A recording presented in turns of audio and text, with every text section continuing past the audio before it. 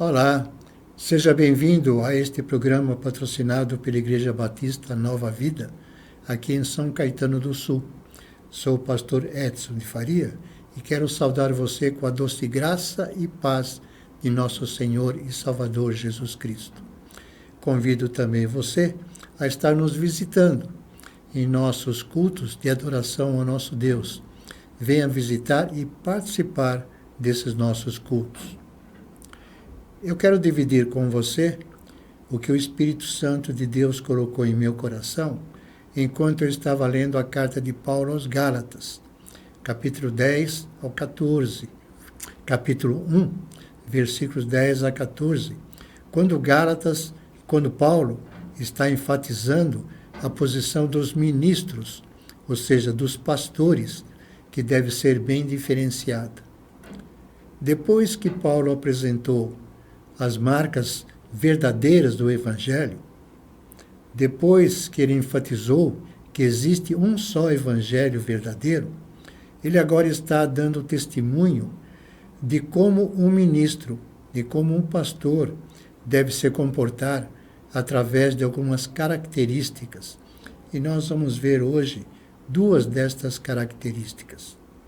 A primeira delas é ter uma relação íntima com o seu Senhor. Está no versículo 10, que diz assim: encontramos duas perguntas neste versículo.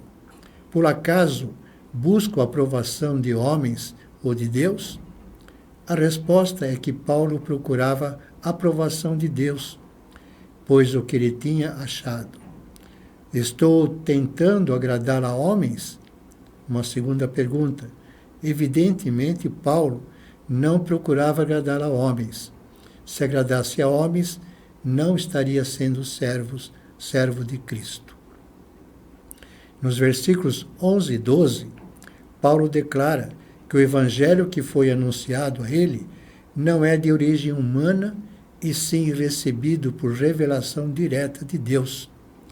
Paulo, como ministro do verdadeiro evangelho, ele tinha forças para viver coerentemente, mostrando a mensagem e a prática do Evangelho em sua vida, porque sabia que tinha recebido diretamente do Senhor o seu Evangelho. Não aprendeu de homens, mas por revelação direta do Senhor Jesus Cristo.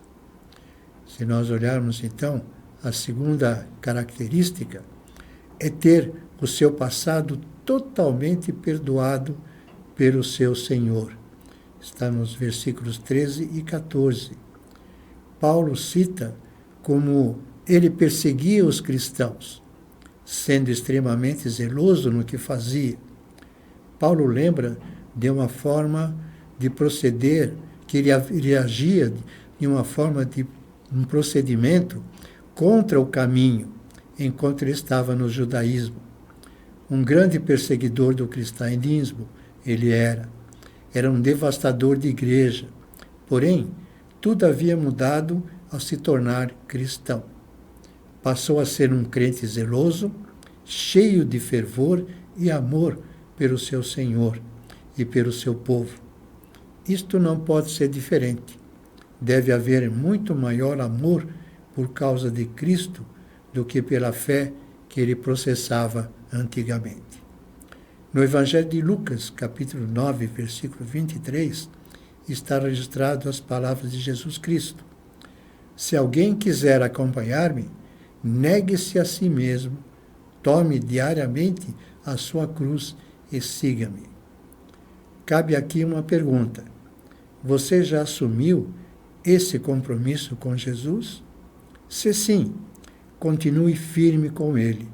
Se não, está em tempo de assumir esse compromisso com Jesus, aceitando-o como seu único e suficiente Salvador pessoal. Como?